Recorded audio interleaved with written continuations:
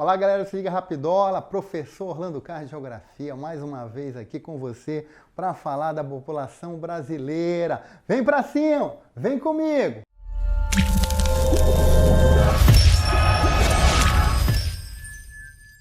A população brasileira. Hoje nós vamos estudar sua dinâmica e mobilidade, as migrações. Mas antes vamos entender como essa população se distribui. Acompanha comigo.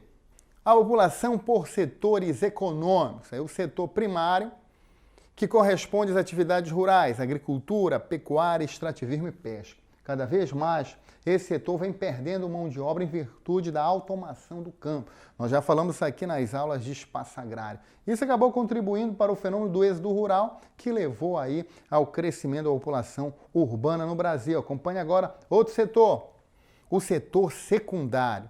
Corresponde às atividades industriais.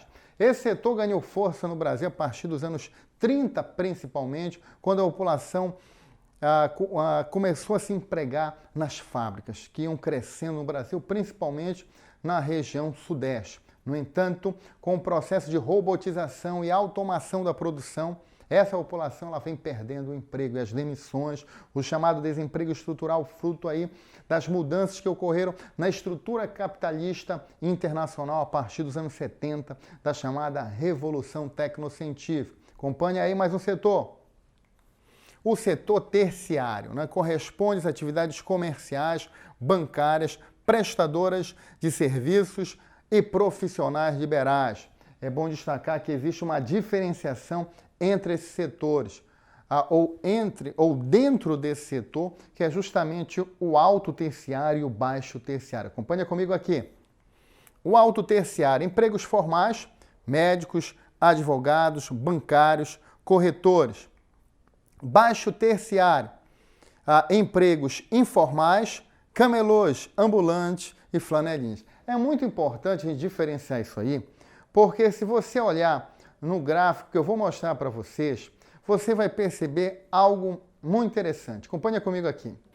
População ativa por setores de alguns países desenvolvidos e subdesenvolvidos. Você percebe aqui que a população brasileira, assim como a americana, elas estão concentradas nesse setor terciário. No entanto, a população brasileira, ela se concentra no baixo terciário. Aí, por exemplo, empregos informais. Enquanto a população americana e dos países desenvolvidos no setor formal, no alto terciário. Então é muito importante a gente destacar isso aí. Percebam aí na Índia, por exemplo, na própria China, você tem uma grande população aí empregada nesse setor. A China aí que tem na sua população uma questão de segurança nacional. Algo aí muito interessante você compreender. Acompanhe agora aqui outro ponto importante na população brasileira, a inserção da mulher no mercado de trabalho. A charge aqui ironiza muito bem essa realidade aqui. Olha aí, como era ontem, as mulheres extremamente inferiores, humilhadas, discriminadas. E hoje a mulher ela vem mudando essa realidade, aí desde a luta feminista dos anos 70, a busca por direitos, a mulher vem se afirmando. E isso aí vai destacar alguns pontos importantes para a gente compreender. Acompanha comigo aqui. Em geral, baixos salários, as mulheres ainda continuam ganhando menos que os homens, apesar de algumas mulheres ganharem muito, mas isso ainda é uma exceção, a realidade são menores salários. Outro ponto importante, a dupla jornada de trabalho, a mulher trabalha muitas vezes aí fora e dentro de casa, com jornadas aí exaustivas.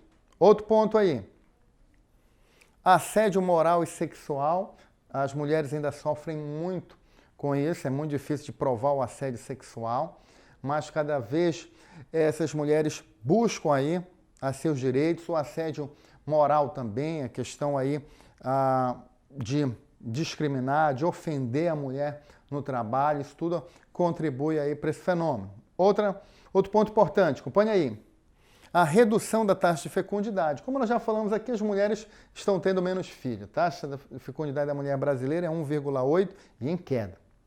Outro ponto importante aí, a desfamiliarização. A inserção da mulher no mercado de trabalho acabou contribuindo aí para algumas famílias, né, serem desfeitas, né? E isso não se deve somente à mulher, isso se deve à própria família. É bom destacar que a mulher assumiu um papel que até então era exercido exclusivamente pelo homem da família, que é justamente trabalhar fora. Então, os dois trabalhando e não dialogando sobre como vão estruturar a educação dos filhos, a ordem dos afazeres domésticos, então, e principalmente estarem juntos para viverem momentos aí felizes.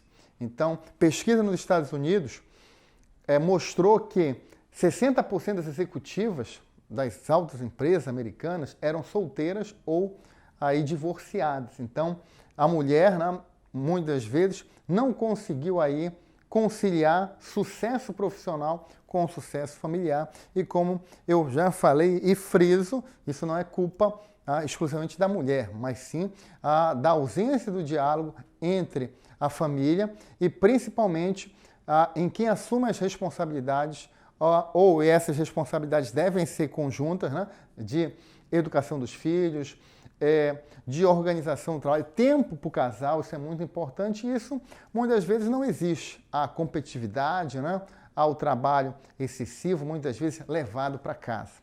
Outro ponto importante, esse ponto aí são as migrações brasileiras. O que é a migração? A migração é qualquer movimento de entrada e saída da população. Quando é de entrada é chamado de imigração, quando é de saída é chamada de emigração. Então, no Brasil, nós vamos destacar vários tipos de imigração. Acompanha comigo aqui. O fluxo migratório interregional ocorre quando a população ela se desloca de uma região para outra. O intrarregional ocorre quando a população se desloca dentro de uma mesma região. Então, o interregional é de uma região para outra, do nordestino que foi para a Amazônia, ou que foi para o sudeste, para o sul, para o centro-oeste, para a construção de Brasília. E o intrarregional é aquele fluxo que ocorre dentro da região. Por exemplo, o nordestino que saiu do sertão e foi para a zona da mata em busca de um emprego mais próximo. Acompanha comigo aqui. Transhumância. Migração periódica ou sazonal ocorre por fatores naturais, exemplo a seca na Caatinga. E ainda destacando o exemplo no Nordeste, nós já falamos aqui na divisão territorial do trabalho, o Nordeste tem uma função historicamente conhecida de fornecer mão de obra, né? O Nordeste, ainda hoje, o censo demográfico mostra isso muito bem, é uma região fornecedora de mão de obra.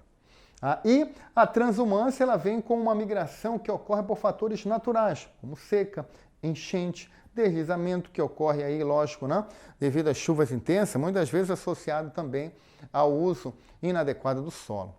Okay? Então, qualquer ação natural que provoque esse deslocamento, isso é chamado de transhumância. Acompanha mais comigo aqui. Pendular, migração diária, né? Essa migração é aquela migração que muitas vezes vai em direção a outra cidade para trabalhar, para estudar, ou mesmo aí para uma outra atividade que force aquela população a ir e vir diariamente. Então a ideia da migração pendular é como o movimento do pêndulo, de ida e vinda constantemente. E o êxodo rural, né, que é a migração campo-cidade. Então, quando a população sai do campo e vai em direção à cidade, em busca aí de emprego, essa migração aí, ela perdura por um bom tempo, diferente da pendular que é diária, né? O êxodo rural ele é permanente. Assim como você vai encontrar aí outros tipos de migração, mas esses são os mais importantes. Aqui nos mapas, você vai ver vários tipos de migração ou vários períodos onde essa migração ocorreu, aí nos anos 50 a 70, 70 a 90 e 90 em diante.